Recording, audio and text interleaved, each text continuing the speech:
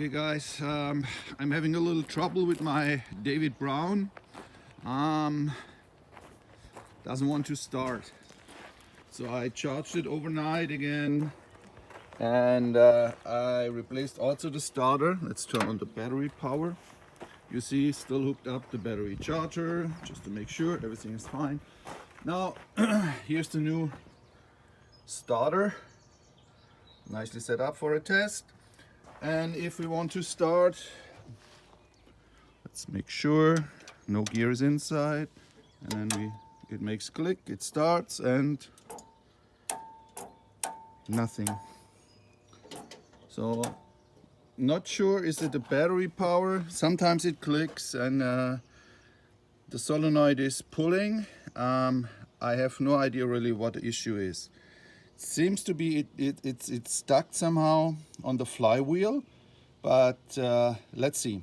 Let's do some testing. Okay, I connected the 1.5 inch socket basically to the motor shaft what goes through, and normally if everything went okay and everything works fine, I can see now that the flywheel is turning, and it's doing it. So that means theoretically should be no issue at all, because flywheel is moving and motor is moving. So something else seems to be wrong. Okay, I brought in my old starter 2 just to do the same test now what I did basically with the new one and this one. So it seems to be that the new one is a little bit different. The difference is, what I see at least from here, is that this part here, it's a little bit longer than here. I think it has no big difference or problems. Yeah, okay. What I'm doing is really, I basically clean here first inside. Make sure all dirt is out, okay? And then clean up here. Okay, that there's less dirt or no dirt. Okay. And then tricky part is then we have to put this one basically here in. I have to hold back the spring. Have to hold back this spring here, putting it in, and then release the spring. Okay, let's do a quick test. I connected plus and minus just to the motor to see everything is running fine. Let's see how that works out in 3, 2, 1. Okay, 100% fine. Let's. Looks also fine, no problem.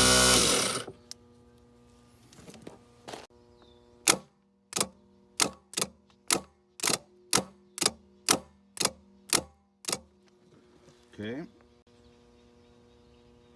Okay, let's do the solenoid test. Let's see here. Okay, now the last test would be basically solenoid and motor together.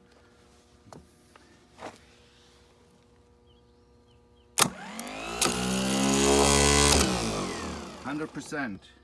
Okay, so we know now that both starters basically are working. I just want to compare them now side by side. So as you can see, definitely the old one was longer. Definitely it was here in that part, whatever, I think it's an arm or so, something inside, what pushes then the solenoid forward. I try to find out now some other differences between this one and that one, other than I assume this gear is a little bit worn down already. This one here seems to be pretty new, but let's see. Okay, so if you look here at this one, I have here about, if we measure now from the tooth, close to 1.5 inches, okay? So if I go over here, number one, it looks a little bit different when it's just 1 inch. So this one can move maximum 1 inch, that's it. Cannot go any further. Good or bad, I don't know. But also the shape, if you look, if we here 1 inch and we would be here somewhere. So it's a little bit different. It's not 100% the same. I think we can get it running, but definitely it's not the same. Okay, a little bit disappointed. So another thing is, as you can see here, the shape This is a nice round piece in front, and you see then basically the gear is overlapping it. Yeah, or you can see the gear nicely. So if I send it in the middle, if I go over now to this one, I hardly can see the gear. So something is fishy, that maybe this part here doesn't fit in at all. I have no idea. Another difference is that on this one, this is completely closed here. I think we're getting issues if we want to get to the brushes here on that motor. There will be very difficult. Here it's pretty simple. You just have to remove that ring. It's one screw here. You remove it and you have direct access basically. This is a way better one, but I think this one is about $500 and this is about $200. I think that's the biggest difference. If you even can get this one, I'm not sure. So what I do now, I clean it again a little bit better. I will put some grease in here and I will seal it again, because I see here everywhere is a little gap as well here. I put some silicone over and let's see how that works. Okay, so the last thing before you putting it back basically is you check here, especially on the corner, that it's really clean, that it sits where it should be basically. There's a lot of dirt always here. So just clean it nicely, that it really has good contact basically to the frame, okay? Very important. Okay, I'm back. The motor still didn't start it. I have the feeling it's the battery now, because I tried and I can move it by hand really. So it seems to be the battery, but I also figured out that it was quite a bit of coolant leakage. So I fixed it before with some Radiant repair stuff, but it seems to be it doesn't work. So what I'm doing now, I'm cleaning everything, and I also will put a new pump in, because that seems to have quite a bit of play and maybe leaking too. But also the radiator, it's needs to be replaced most likely. Okay, wish me good luck. David Brown is still assembled, so I would like to work today. Hopefully the weather works out as well. Bring back the hydraulic lines. I removed them as well, the radiator, in order then to try a restart with the new battery. Hopefully it will start. Okay, interesting thing also is, and it's well constructed. So this one here, where the pipe here goes to it, so you can, it's a swivel more or less here, yeah, so you can swivel here, but the nut itself, it's a separate nut basically, okay, so you can always fine adjust it later on. Okay, I start with the hydraulic, running the hydraulic. I found a little mistake what I have to correct. I have the wrong thread. I think it's old British thread, and it's SAE what I have here, so I have to change on one of the connections the fitting. Other than this, I rerun basically the hydraulic, as you can see here.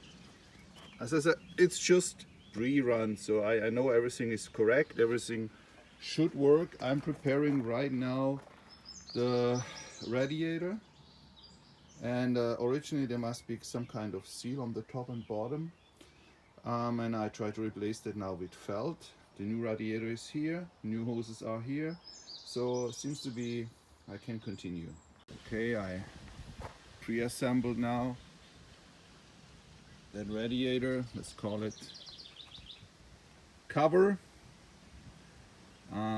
Let's see how that works.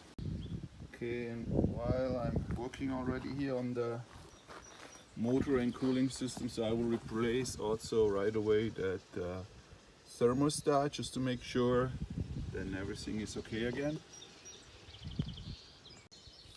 Okay, I opened the thermostat and it doesn't look good, so it's time to replace it. Okay, so just quickly show you where the troublemaker is. So basically this baby here, that was loose. Okay, I fixed that. I make it now nice. Just turn on, off again. So seems to be all now fixed. And as I said, don't trust any of those clamps, not at all. It will run if it's not under load, but if it's under load, it will not work anymore.